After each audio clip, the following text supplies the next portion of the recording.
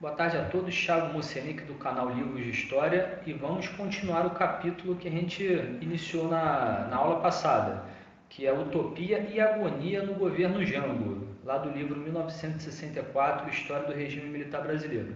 Vem aqui comigo, vem para a tela. Olha só, Jango sabotava o parlamentarismo, queria a volta de seus poderes plenos. Preste atenção. A gente viu que queriam impedir a posse de João Goulart, né? Quem queria impedir? Setores das Forças Armadas aliadas a setores da União Democrática Nacional. E aí a Rede da Legalidade, aquele movimento iniciado pelo Leonel Brizola, com apoio de setores do Exército, governo de Goiás, setores da grande imprensa, conseguiram, através daquele jogo de acomodação política de Tancredo Neves, Afonso Arinos, e também setores militares implementaram uma emenda parlamentarista que permitiu a posse do João Goulart, né? Mas permitiu essa posse com poderes castrados, com poderes diminuídos através de um parlamentarismo defeituoso, que não permitia a dissolução do Congresso e não sei o que. Então era um parlamentarismo fraco, digamos assim, defeituoso, para diminuir realmente os poderes do João Goulart, porque ele era visto como uma ameaça comunista. Beleza? Então aí o autor, ele trabalha agora que João Goulart não vai aceitar isso quieto. Ele não vai aceitar tranquilamente, tudo bem, eu vou ficar na solução parlamentarista, eu abro mão do presidencialismo, não. Ele começa a sabotar o sistema através de quê? Através de discursos. Através de discursos falando que o parlamentarismo não funciona, que era melhor a população brasileira observar o que realmente queria, se não queria a volta do presidencialismo. Então, através de discursos, o presidente João Goulart, que nesse momento ele é só o chefe do Estado, ele começa a criticar e sabotar o sistema parlamentarista. Então é isso que a gente tem que ter noção. O autor está querendo demonstrar o quê? João Goulart não aceita calado essa solução parlamentarista. Ele tem uma ação. A ação é de sabotagem. Isso é a palavra que o professor Marcos Napolitano utiliza. Tudo bem? Avancemos. Jango revisa a agenda política brasileira, democratização da cidadania e da propriedade. Essa agenda só virou projeto político no final de 63. Aqui é importante também, mesmo João Goulart tendo assumido como chefe de Estado apenas na solução parlamentarista, o primeiro-ministro era o Tancredo Neves, tudo bem? Mesmo tendo assumido como somente chefe de Estado, João Goulart apresenta uma nova agenda, uma agenda política para o Brasil. Que agenda política era essa? Era da democratização da cidadania, que significava o quê? Ele queria que o analfabeto também pudesse votar, porque nesse momento o analfabeto significava 40% de toda a população brasileira. E além disso ele queria uma reforma agrária, porque havia muita concentração de terra e isso tinha uma ação prática, tinha uma ação além de todo mundo poder ter um direito à terra, isso estava causando uma inflação dos preços, porque tinha muitas terras improdutivas que não produziam,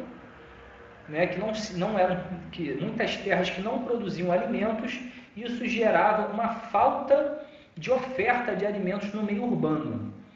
Tudo bem? Então ele apresenta essa agenda de mudança na política brasileira, apontando para essa inclusão dessas pessoas analfabetas no sistema político e uma maior distribuição da propriedade através dessa reforma agrária na política brasileira.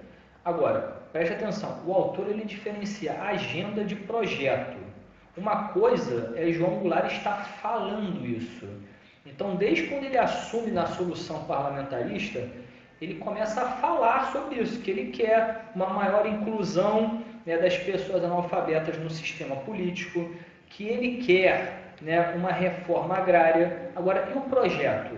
O projeto para ser votado?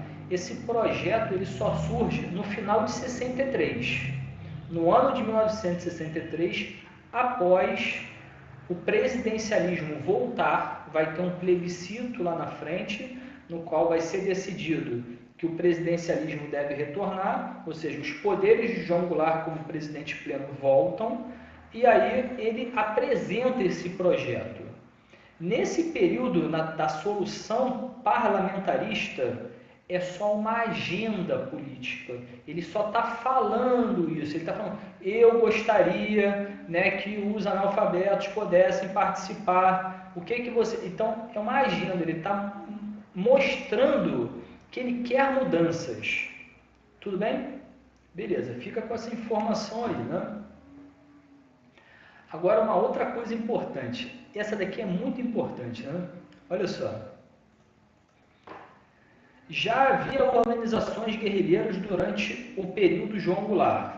O Movimento Revolucionário Tiradentes, com apoio cubano, a POLOP, o PORT-T, que era o Partido Operário Revolucionário Trotskista, e o PCdoB.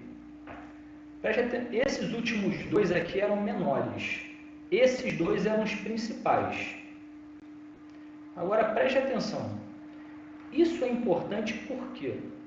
Porque isso não é muito falado. Tipo assim, a gente tem a ideia, pelo menos eu tinha a ideia, que os movimentos guerrilheiros, nesse período brasileiro, eles haviam surgido depois da implantação da ditadura militar, ou seja, após o golpe civil militar de 64, para combater a ditadura.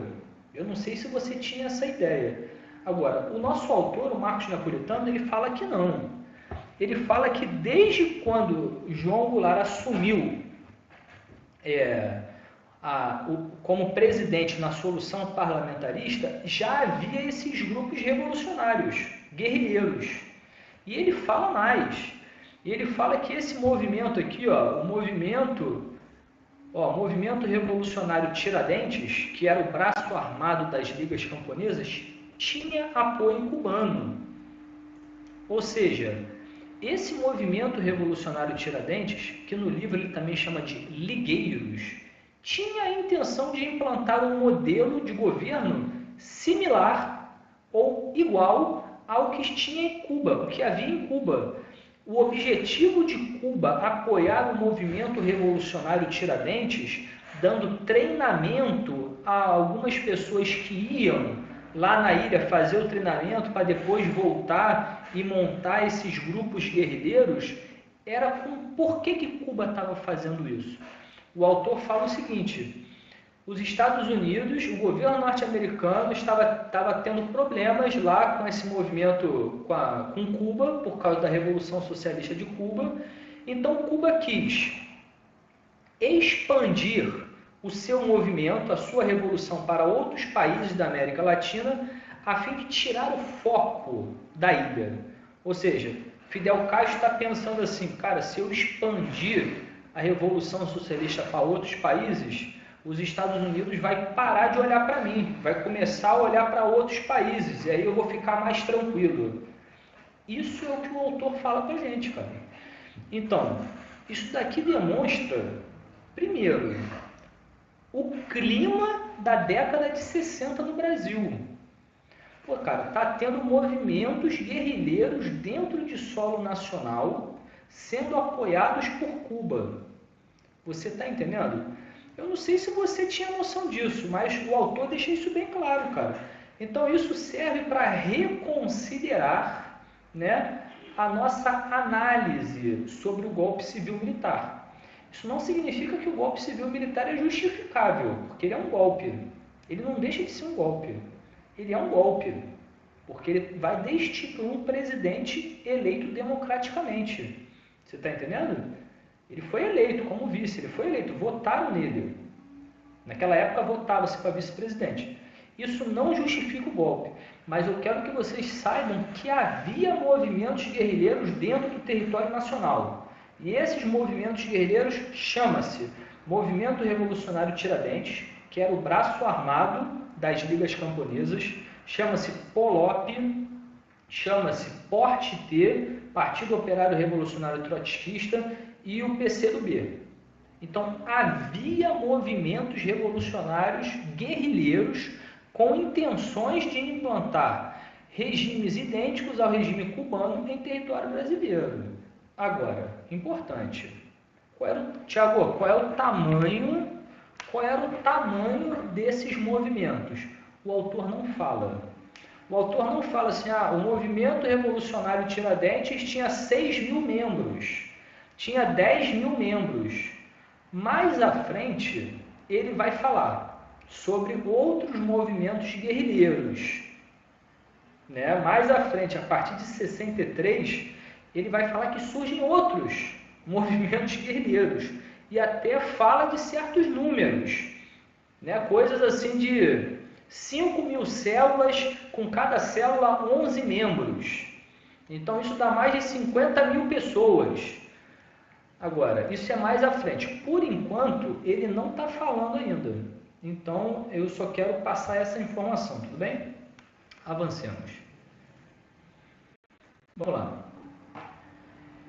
Em 1961, o gabinete Tancredo Neves propõe uma política fiscal punitiva para terras improdutivas.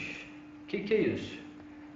Com essa agenda que o chefe de Estado João Goulart apresentou da reforma agrária, isso tem uma consequência no gabinete Tancredo Neves, que ele era o primeiro-ministro. Então, ele apresenta uma política punitiva, né, para as terras improdutivas, porque o Brasil, nesse momento, passava por um problema de inflação.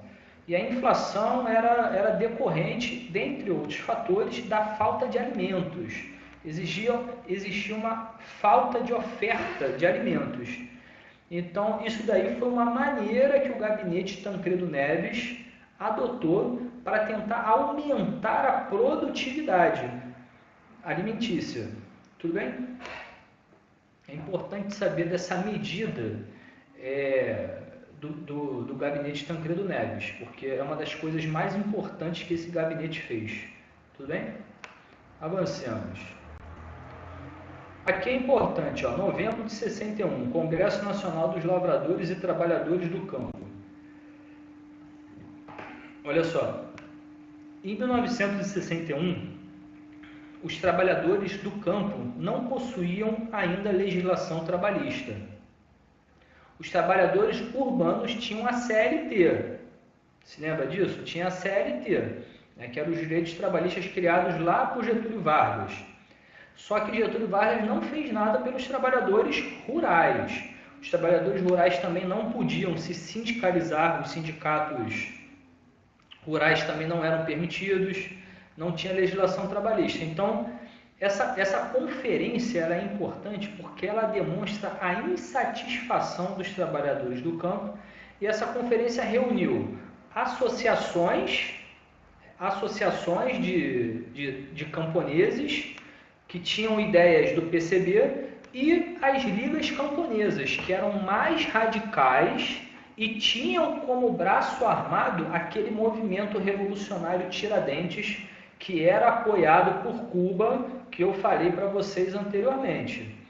Então, eles fazem esse congresso para tentar o quê? O que eles estão pedindo? Eles estão pedindo reforma agrária, eles estão pedindo legislação trabalhista, né, para os trabalhadores do campo, eles estão pedindo regulamentação da terra dos poceiros, porque tem poceiros que vão se apossando de certas terras e eles querem a legalização disso. Mas surge dentro desse congresso uma palavra de ordem muito forte, que é reforma agrária na lei ou na marra. Então, o tema da reforma agrária ela está muito presente. Você percebe que o João Goulart, como chefe de Estado, ele apresenta uma agenda de reforma agrária. Já no final do ano, né, tem esse congresso que expressa isso, reforma agrária na lei ou na marra. Nesse momento, ainda era muito mais na lei. mas isso demonstra a insatisfação do trabalhador do campo com a situação, porque eles não têm direitos trabalhistas e eles estão querendo a reforma agrária, meu. Porque há uma grande concentração de terras nesse momento no Brasil. Então fica com essa ideia aí, tá bom? Agora avancemos. A agenda reformista de Goulart mobilizou a cultura, aglutinando uma nova agenda cultural. Engajamento político, pesquisa estética, cultura popular, nacionalismo.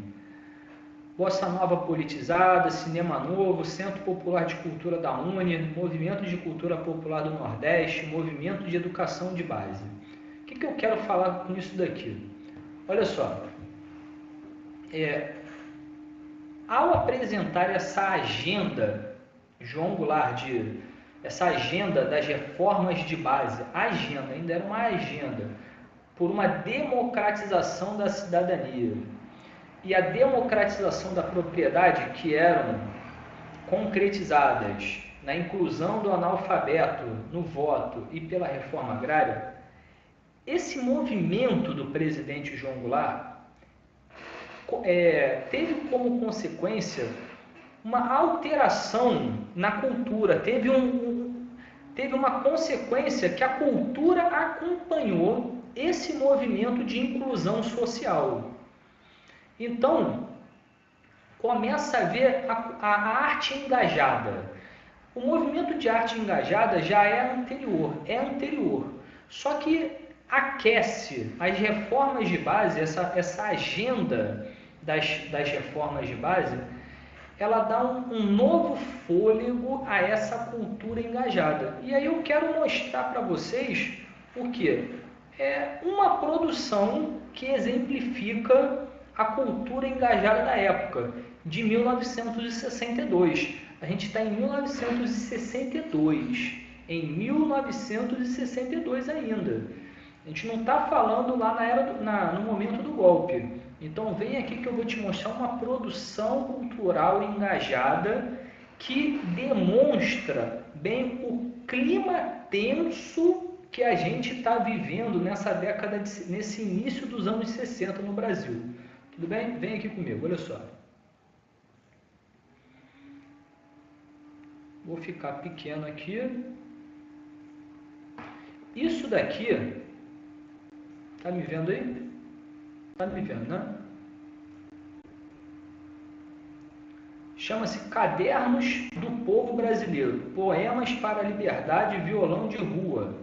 Ele foi feito pelo Centro Popular de Cultura da UNE. Olha só. Tá vendo aqui, ó? Primeiro de uma série, esse livro foi organizado pelo Centro Popular de Cultura da União Nacional dos Estudantes. Sem qualquer pretensão de realizar uma completa antologia, visa divulgar poetas que usam seus instrumentos de trabalho para participar de modo mais direto nas lutas em que ora se empenha o povo brasileiro, revolucionariamente voltado para as exigências de um mundo melhor e mais humano. Então aqui, ó, 1962. Vamos lá, vamos ver um poema para você se ligar no clima que estava naquele momento. Vou ler com vocês dois poemas, apenas dois. Morte na Lagoa Amarela. Triste vida do poceiro junto à Lagoa Amarela. 20 anos sobre a terra, cavando o faltoso pão. 20 anos de promessa com a mesma enxada na mão. 14 filhos no mundo, fora os que estão no caixão. Triste vida de poceiro. Sempre sem pão e sem dinheiro. Fazendeiro toma tudo, terras, filhas, boi, peroba. E quando o caboclo grita, queima tudo que não rouba.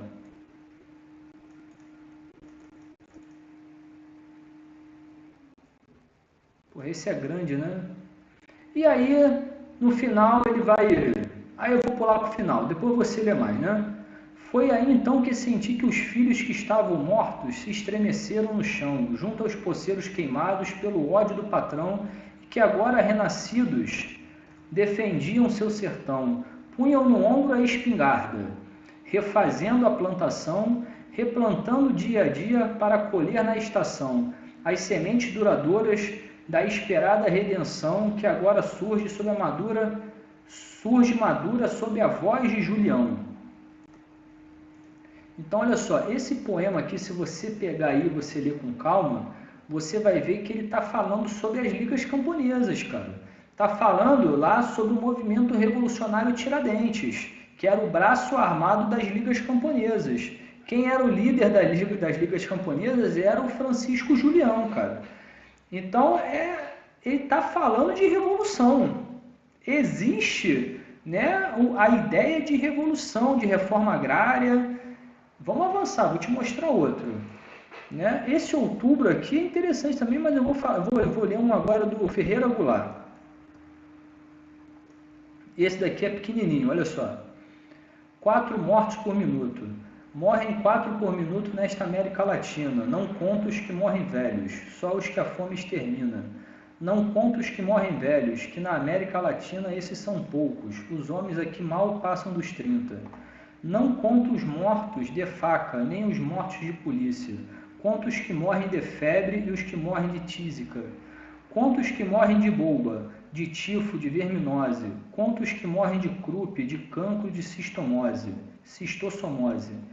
Mas todos esses defuntos morrem de fato de fome, quer a chamemos de febre ou de qualquer outro nome. Morrem de fome e miséria, 4 homens por minuto, embora enriqueçam outros que deles não sabem muito, que nunca lhes viram o rosto, ossudo, os braços franzinos, mas que lhes roubam a moeda, esses gangsters granfinos. $1000 por minuto, eis quanto nos rouba o Yankee. Estados Unidos, vamos nos Estados Unidos, ó. Time is money, transforma em moeda nosso sangue. Blood is money, sangue. Alquimistas transformam moeda em sangue, transformam moeda em rifle, em bomba, em canhão, em tanque. Enquanto 4 homens morrem por minuto, $1000 voam daqui para a gaveta dos truxes. Esse é o preço que pagamos, será pouco, será muito, para ganharmos um morto 4 vezes por minuto.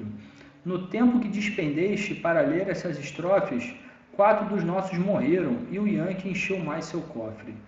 Tempo é dinheiro, eles dizem, tempo é sangue, nós dizemos.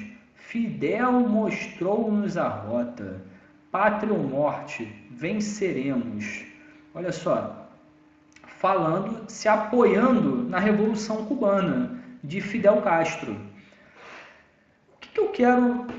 Agora volta aqui para mim. E vocês nem estavam vendo, né, o que eu estava falando. Olha só aqui, ó. Tempo é dinheiro, eles dizem, tempo é sangue, nós dizemos. Fidel mostrou-lhes a rota, pátria ou morte, venceremos. Né? Agora você conseguiu ver aí, né? O que eu estou querendo falar para vocês? Estou querendo falar para vocês que o clima estava tenso no Brasil nesse momento. Né? Não é uma coisa assim que a gente está em 1962. Olha o clima, né, de revolução, cara.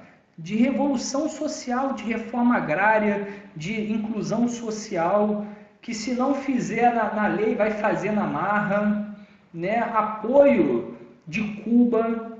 Então eu quero que vocês prestem atenção que o autor do livro ele cita isso. Né? Essas coisas existem realmente.